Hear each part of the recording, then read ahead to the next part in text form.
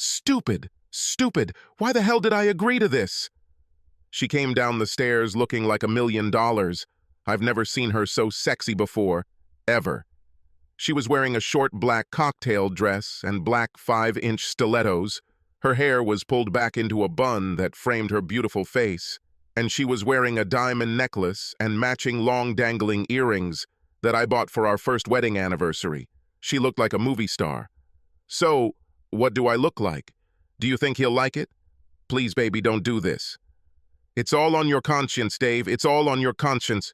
Don't you dare blame it on me. It's the only way. The doorbell rang. Well, Dave, aren't you going to open the door? I took her hand. Please, Lara. She pulled her hand out of my grip. Open the door, Dave, now. I turned and walked slowly towards the door. My head in confusion, I put my hand on the latch and looked back at her. She nodded towards the door. Hello, Charles. Good evening, Dave. Are you sure you're okay with this? Lara appeared behind my shoulder. Of course. He's sure. Come in, Charles. Oh, is this for me? Charles was her ex, and he was her boss. He was holding a bouquet of at least 24 red roses. He looked as elegant as she did and was wearing a tuxedo and bow tie. Behind him in our driveway was a huge black limousine. Oh my God, Lara, you look amazing. Charles walked past me as if I wasn't even there, leaning in to receive a kiss from my wife. She took the flowers and handed them to me. They're beautiful, Charles, thank you. Put it in a vase for me, darling. He held it for much longer, indecently longer, and just as I was about to protest, Lara shot me a scathing look over his shoulder. I lowered my ease.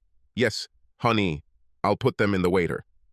I walked into the kitchen to find a vase under the sink, straining to hear whispers in the hallway behind me. I heard the click of her shoes on the wooden floor of the living room, and when I entered the room behind them, carrying a vase of flowers, I desperately wanted to smash it on the back of Charles's head. Place the flowers on the table, honey. They are really beautiful. Thank you very much, Charles. They pale before your beauty. I cringed at his comment. Well, thank you, she replied. Why was I so stupid? Why did I even agree to this? It was much, much more difficult than I thought. Lara said, Don't wait, darling. I may not return until the morning. What? Wait a minute. She turned on her heel and led Charles by the hand into the hall. Then she opened the front door and looked me straight in the eyes as she stood on her tiptoes and kissed Charles passionately, right in the open doorway with the lights on so any of the neighbors could see her. She blew me a kiss and slammed the door. Charles walked her to the limousine. I leaned back on the steps of my stairs in despair, clasping my head in my hands. 2 weeks ago, I was at a stag party with a few of my friends. Harry was getting married, and we all decided to spend the night before he got under the thumb. Everything was going great, and we were all happy, having a brilliant night. Bill bought us all VIP tickets to a private booth at Killer Heels, a strip club in town. We jumped the line and were shown to our table. A bucket of chilled champagne was already there waiting for us, and we had a great view of the stage. A stunning young woman named Debbie said she would be our waitress for the evening, and if we needed anything, just ask. What do you mean? Harry asked, raising an eyebrow, trying to be smart. Anything, she smiled back. He shouted loudly, I fucking love it here. We ordered large drinks and were all huddled into the booth when a vision of wondrous beauty walked into the middle of the stage and the announcer spoke. Tammy, sweet innocent 18-year-old girl, people please don't give her any trouble. If you know what I mean by conveying my appreciation to her, Tammy! The crowd went wild, including us. She was stunning, and boy, how could she move? She turned her body into positions that I could only dream a woman could do. As the night wore on, we all became more and more loud and angry. Ian decided that the girls should give Harry a lap dance. Debbie replied, No problem. $50 here in the seat or $100 in the back room. Do you have one of the girls in mind? No, just any sexy one, please. And how about we have it here first and then for all 5 of us in the back room? How much will that cost? You want 1 girl for each of you? 5 girls? Hell yes, Barry said. I'm not that kind of guy. I'm willing to spend the night watching strippers, but I have a good woman at home and I'm not disrespecting her by cheating on her. I'll stay at the bar, okay? Ian wouldn't tolerate anything like that. Barry, don't be an asshole. Join us. A dancer came to our table to dance for Harry, and she was amazing. She pushed through us to get to him and danced for him. We also got a beautiful sight watching it. She fell into his lap and continued her performance. It was all over too quickly, and we wanted it to continue. Debbie came back and said, "Okay, everything is arranged.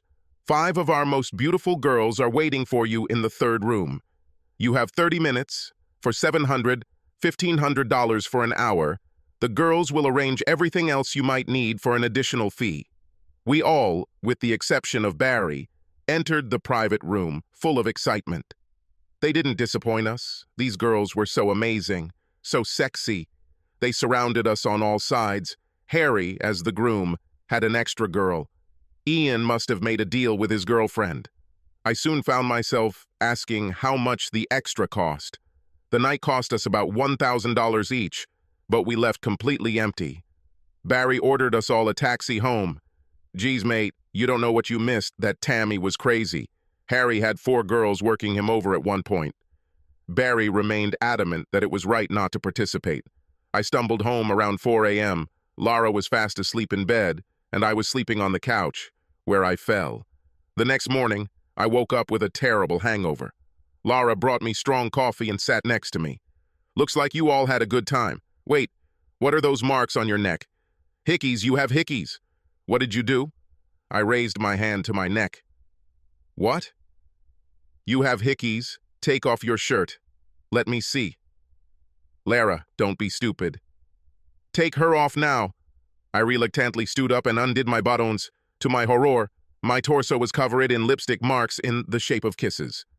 "You fucking bastard, you cheated on me." No, I didn't do anything. I didn't want to. I don't remember anything. I was just drunk and I don't remember anything." The lacy blue thong fell out of my pocket when I tried to tell her that I didn't do anything. She looked at me with tears in her eyes and ran out of the room. I tried to follow her, but my head was pounding. I heard the front door slam, and I lay down again, holding my head. At 5 p.m., I woke up still on the sofa. Lara was still missing, and I called Barry. "Bloody hell, mate, what did we do last night?" "Don't ask, Dave. I wasn't there, remember. I stayed away. But Harry is in big trouble. Shirley found out from her girlfriend who works at the bar there that you all had sex with strippers. Harry says the wedding might be canceled." "Oh, bullshit. Damn it, Shirley will tell Lara. Oh, damn." "Don't say I didn't warn you all. Your lustful desires ruled your brains last night, buddy." I dialed Lara's number, voicemail. I assumed she had been out all day and was really mad at me, but she would forgive a drunken bachelor party, wouldn't she? I waited half an hour and called again, still going to voicemail. It was already 6 p.m., and she was nowhere to be seen. A terrible thought suddenly occurred to me, and I ran upstairs to check her wardrobe. Phoo! She's still with me. I made myself a sandwich and coffee, turned on the TV, and waited. At 9 p.m., I heard the key turn in the door. Lara finally appeared. I ran to the door to see if she was alone. 2 of her friends were with her. "Lara, can we talk?" She put her palm out in front of her. "Don't." Then she pushed past me and climbed the stairs to our room, followed by her friends, leaving me in the corridor. I felt like a beaten dog. Half an hour later, her friend Jill came down. "You hurt her a lot, Dave. She trusted you. You had sex with strippers, for God's sake, with strippers. We did everything we could to calm her down, but she's seriously mad at you. She might even leave you." Damn. What can I do? Tell me, what can I do? You should have thought of that last night. Jill and Francis went home, leaving Lara upstairs. I got up shortly after they left and knocked softly on our door. "Leave. Lara, please. Go away. Not today, Dave. Not now. Leave me alone. Please, Lara, we need to talk." "Dave, fuck off now, or I'll fuck off forever. You hear me?" I've never heard her be so angry. I left her alone and went downstairs. I heard her talking on the phone several times and then went down to the kitchen. I stood in the kitchen doorway and she looked terrible. Her makeup was smeared all over her face. Her eyes were swollen. It was obvious that she cried a lot, and I mean a lot. She turned around with a glass of water in her hand and saw me standing there. I went over to hug her, and she threw the glass at me. It hit me and then shattered on the tile floor. "You cheated on me, Dave. You ruined us. You ruined our marriage." She ran back upstairs, and that was the last thing I saw that night. I lay on the couch awake most of the night. The next morning, I made bacon sandwiches and put them on the table. Then I poured myself some coffee and turned around to see Laura eating my breakfast.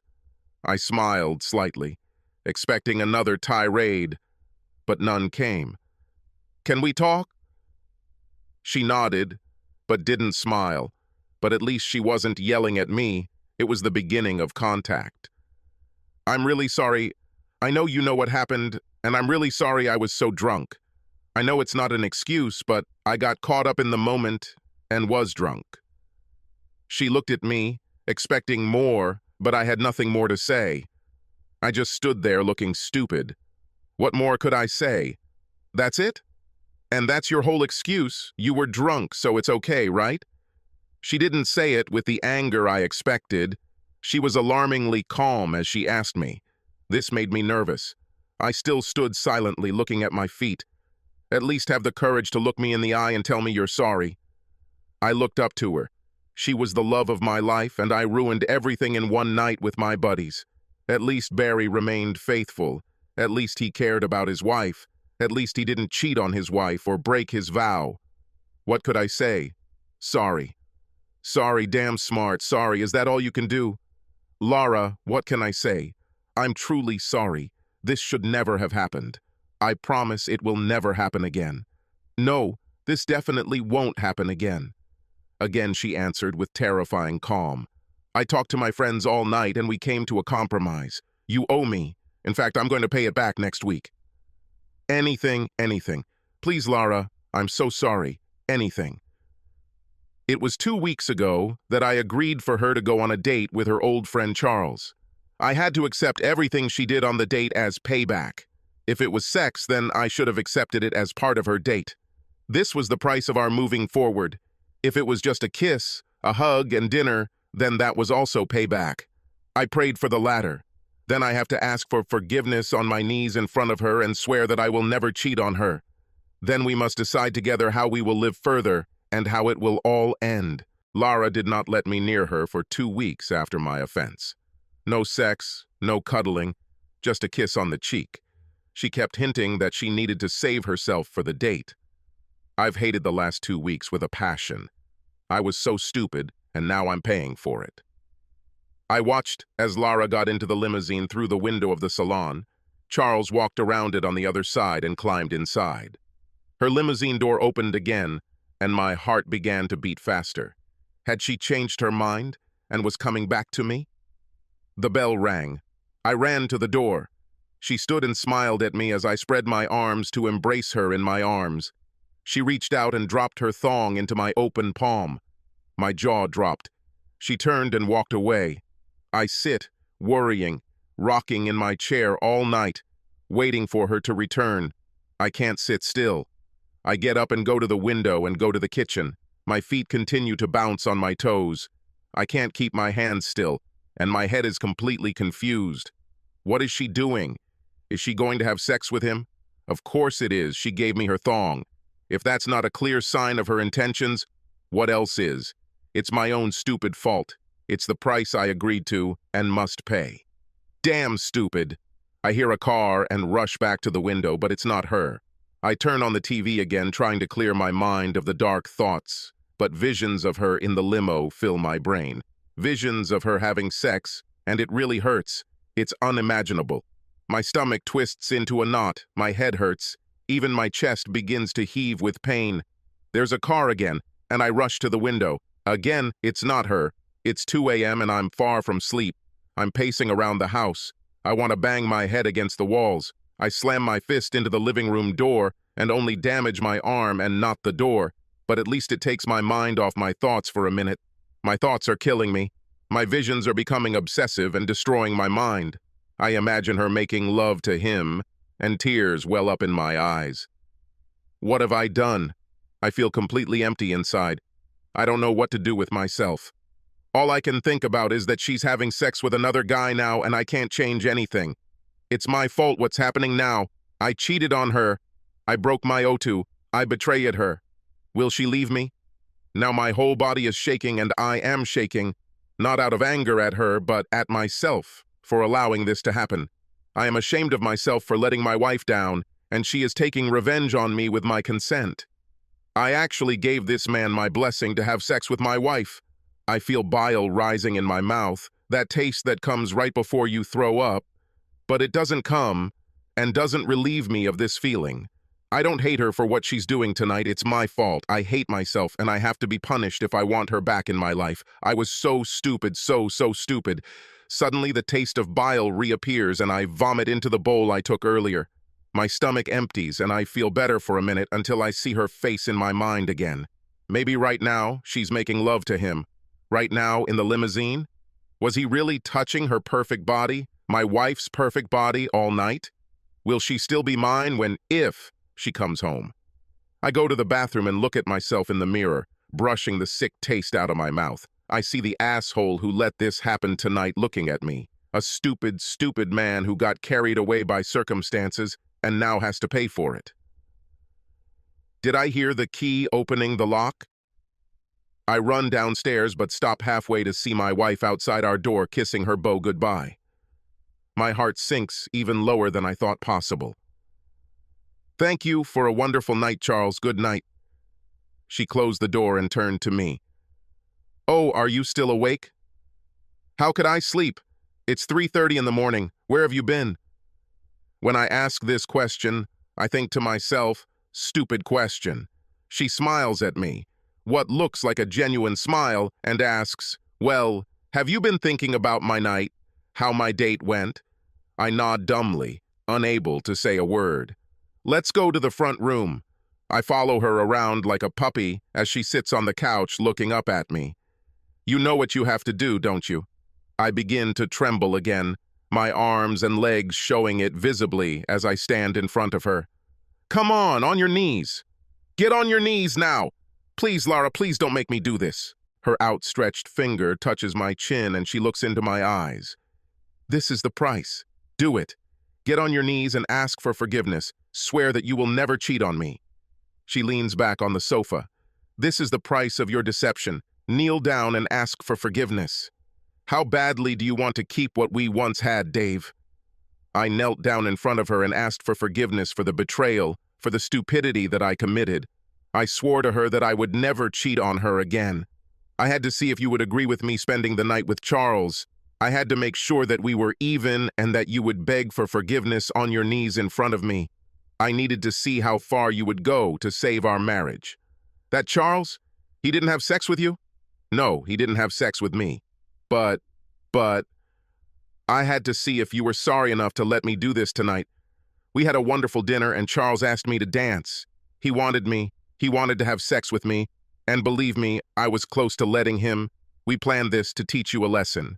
But I didn't let him do this because I love you. I really want to improve our relationship and save our marriage.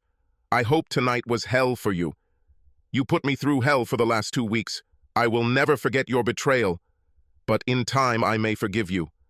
I hope this gives you an idea of what I went through. I thought you really did it. I've been to hell and back tonight. I sat back on my heels, and the emotions of the night came flooding out. Barriers came crashing down, and I began to sob. We both went to bed, broken, without kisses, without hugs.